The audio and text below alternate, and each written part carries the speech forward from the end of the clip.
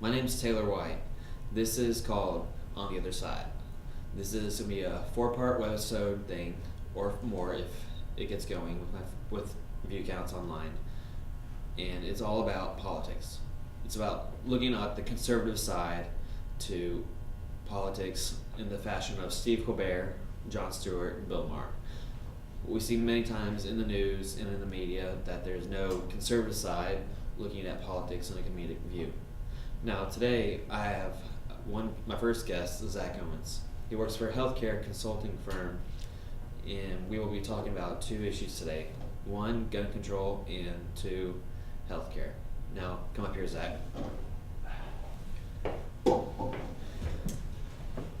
Hey Taylor. Thanks for coming, Zach. Yeah, my pleasure. It's good to be here. So can you please tell me, did you actually pay attention to Obama's State of the Union at all? No. Why not? And there's no need to, really, when you think about it. He's not saying anything different. He's not saying anything new or exciting. He's just saying the same thing he said for the last 4.5 years. Same old mumbo jumbo. Have you ever watched anyone's State of the Union?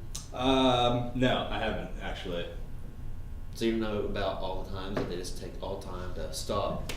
Yeah, I mean, Clap. it's just a big pompous parade, essentially. I mean, nothing really exciting happens, just a bunch of clapping and guys drinking water afterwards.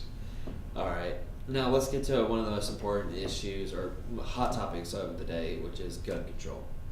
Now we've seen in the news in the past year or two some really big cases where guns have been used, mass murders such as Sandy Hook Elementary in Connecticut and a shooting at a theater in Colorado.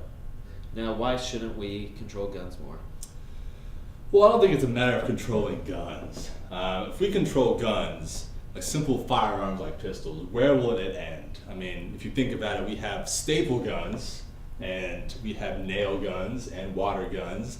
If we start controlling guns, where is it going to end? I don't think it's a matter of gun control. I think it's people control, where we have to make sure that we do a better job of parenting our children, and we don't let them play in the yard with guns. That's not very safe. So kids shouldn't play with guns and shouldn't play with toys. Right, yeah. Blocks, books, things like that. So they shouldn't play with sticks and go play army and cowboys and Indians. Well, I mean, every good kid needs his good cowboys and Indians, but maybe it'd be more appropriate to give a kid a football and let him tackle somebody than give him a first-person shooter video game and tell him to go shoot somebody.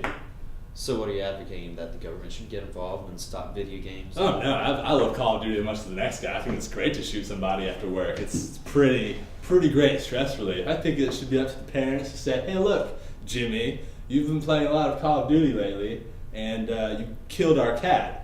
And I think that you should stop that and play football maybe after school instead of Call of Duty. So where does the government come involved with the family aspect of making kids not want to play with guns? I think that public awareness is a good first step. Public service announcements, things by the Ad Council, I think are a great first step. So the government needs to have ads in the middle of the Super Bowl saying, don't use guns, kids, it's No, bad. not really don't use guns, but maybe say the Play 60, I think, is a great example. Encouraging kids to get outside and play is a much more effective use of their time than shooting people on TV. All right. So encouraging awareness, really, that's where I stand. So where do you stand on these background checks that Obama talked about in the State of the Union? No, that actually makes a little bit of sense.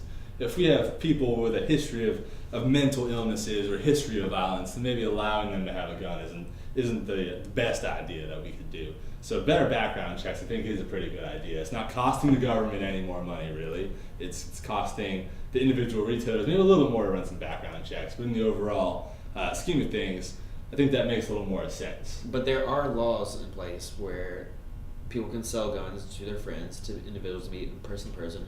Who's going to do those gun control Yeah, I mean, checks? yeah, when it comes to like private sales, it's not the government's place to try and regulate that. That's what America was founded on, was those little day-to-day trades, those little barters, if you will, those little individual sales. I thought it was all about muskets. Oh, well, see, exactly. George Washington got his musket from somewhere, right? America wouldn't be where it is if it wasn't for guns. So we can't completely eradicate those. And you're right. We'll have those individual sales, and we can't really regulate those. It's not the government's place to do that. It just all starts with awareness. So what do you think about lowering the magazine count in automatic firearms? I think that's complete horse hockey, to be honest with you. Horse hockey. Horse hockey, absolutely. if I have a gun, an automatic rifle, for example, it doesn't matter if I have 1 magazine or 50 magazines. It's still going to shoot a lot of bullets really quickly. I mean, But do you need that to go hunting, to shoot deer or shoot? if the deer's shooting back, yes, absolutely. But the deers don't always shoot back. Sometimes just run your car, run my dad's car. Right. I mean, you know, every guy needs a chance to blow off some steam. Unloading a fully automatic rifle into a tree, it's probably a good way to do that. Can he unload his own personal rifle in bed? I mean, if he wants to, that's a little inappropriate. But I mean, if he wants to, yeah, absolutely. All right, and so how do you feel about just individuals just always illegally getting guns? Like, how do we control that? Well, if you think about it, we've got laws against things like cocaine. People are still getting cocaine. We have laws against speeding, and I sure as heck still speed. So I don't think more laws is the solution if you think about it. You look at places like England, for example. They've got gun control. There's still a lot of violence that goes on over there. I lived there for a couple of years, and being an American in England was scary enough. And I mean, there's still a lot of violence that happens over there. Little kids getting mugged all the time. Maybe not with a gun per se, but still getting beat up. So how could England personally change that? Try to get rid of the violence? Again, it comes down to awareness. I think it comes down to the parents. It comes down to programming on TV and what our kids may have access to, and it really comes down to things like the church and other community organizations getting involved in young people's lives.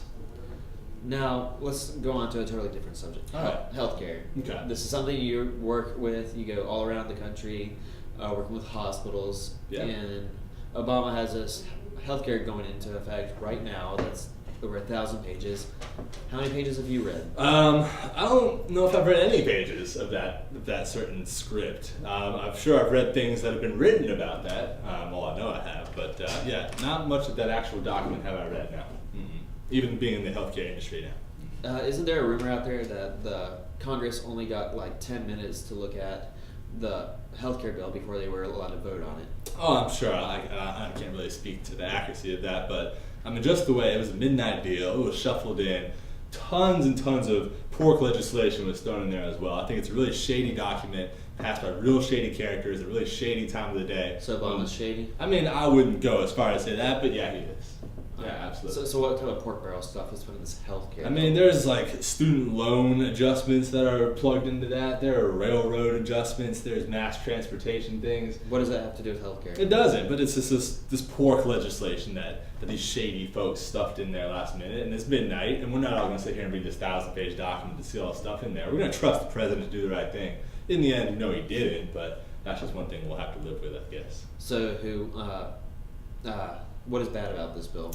So I think the biggest thing that I see is bad about it from a standpoint of working with hospitals is a thing called meaningful use, where organizations have to be making meaningful use of electronic medical records by 2016. That means every hospital has to do that. And I know there's some pretty small hospitals in this country who can't really afford to spend millions and millions of dollars. So why can't it be cheaper for them? Just if you think about electronic medical records, it's all your medical records in a computer. And there's a lot of things to worry about. Public health information, your personal information being on a computer, accessible from anywhere in the world, really. That's pretty dangerous. You don't want any mom and pop clinic to just be putting your stuff out there. So it's making sure you have the right safeguards in place is the first big step. And that is, I think, is really bad for our economy, forcing people to spend millions of dollars on stuff they might not be able to at this time. So how's this healthcare bill bad? I mean, I've heard this type of stuff works in Canada, in many European countries. Right, and just the idea of universal healthcare as a whole is really not a good idea because it decreases competition between insurance companies and healthcare organizations. People are forced to treat patients, and with very little compensation from the government or from other insurance organizations, level of care is going to go down. Wait times are going to increase in emergency rooms. And prices will ultimately increase. The government will cover less because they think that a lot of these illnesses that we have could be treatable over time, just they'll heal themselves and might not need surgery. There's people that will be making these decisions that aren't physicians, they're not providers, and that we should be putting our healthcare in their hands. So what do you feel about this provision that in the bill that tried to make companies buy birth control and other things and that type of nature for their employees. Yeah, that's a complete sham. We can't be forcing companies to buy birth control for their employees. That's completely ridiculous. I can't believe that that's even in there. If my company, I work for a private company, and I don't think that we're doing that. If I find out they're doing that, that's terrifying. I might want to find somewhere else to work, but because I don't want to be paying for Susie's birth control. I don't think so. She needs to keep it in her pants herself. Yeah, and that's not okay with me. Companies like Hobby Lobby, I heard they were like winning right now. That Obama actually changed some of the language in the bill so that they don't have to do this. Yeah, that's goes back to this whole shady dealing thing. I mean, Yeah. It's a shady man who's allowing certain things to happen, and it's kind of flying under the radar. That's really not okay. That's not what our president should be doing at all. It should all be all or nothing. We shouldn't be making exceptions, and in my opinion, we can't. So he shouldn't be using these executive orders every other day like he's doing. No, absolutely. If you compare the number of executive orders Obama's made in the first 4 years, it's more than what the last 20 presidents combined. It's ridiculous. It's astronomical. I don't know what this guy thinks he's doing. I think it really makes the word tyranny and dictator appear underneath his name. So whatever happened to the Constitution controlling the powers of our government? I don't really think it's working. If you look at the judicial branch and the legislative branches of our government on a federal level, they're really just like wet noodles. They don't have much backbone. They're kind of letting the president do what he wants, not holding anybody really accountable. That's why approval ratings were so low. But didn't George Bush say that the Constitution is just a damn piece of paper? Yeah, he did say that. I didn't necessarily say that was an accurate statement, but I mean, there are certain things about it that are a little confusing, maybe a little bit outdated. Sure, certainly, but that's the beauty of amendments, and that's the beauty of being able to revisit this living document that we have. All right. So do you think there's any way we can fix things with everything that's going on with the gun control and healthcare? Like, moving forward, what should America do? I think it all starts with this idea of community and morality. We need to get back to the times where we have nuclear families. When you're in a Nuclear not a families. nuclear family. No, nuclear being a mom, a dad, and a couple of the kids. You're 2.5 kids if you're in America. If we get back to those core values, we won't see kids shooting each other up in movie theaters and in schools. We won't see kids brandishing guns. I've seen 3rd graders get arrested for carrying shotguns to class. See, that's not okay. If we get back to the real core family, we won't have these problems like we will. We won't need the government to be stuffing 1,000-page legislations down our throat. That won't have to happen if we really start back with our community, with our parents and our families. So the government just needs to inspire the people. I don't know. Yeah, I guess so. I don't think the government needs to do the inspiring, if that makes sense. They just need to make sure that they need to take their hands off of the families of America. Just let things happen now. Let the families do what they want to do, exactly. And provide support when it's absolutely needed, not providing support before it's needed. All right. Well, thanks for your time. Yeah, Zach. my pleasure. Absolutely. It's great. It's been great to be here. It's a lot warmer here than it is in Wisconsin, so I appreciate the invite. Thanks for flying down from Wisconsin. Yeah, absolutely. It's been great. Thank you. All right. Next time we'll have another guest. We'll talk about other political issues. We covered today gun and healthcare, and next time we will cover all the other issues that are hot in the month of March. Thank you. So Zach Owens, what is America to you? America is winning to me.